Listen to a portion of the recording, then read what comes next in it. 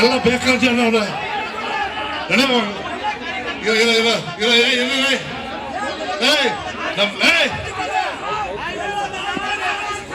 ಇದರಲ್ಲಿ ಅಹಿಂದದವರು ಇದ್ದಾರೆ, ಮೈನಾರಿಟಿ ಅವರು ಇದ್ದಾರೆ, SC ST ಅವರು ಇದ್ದಾರೆ.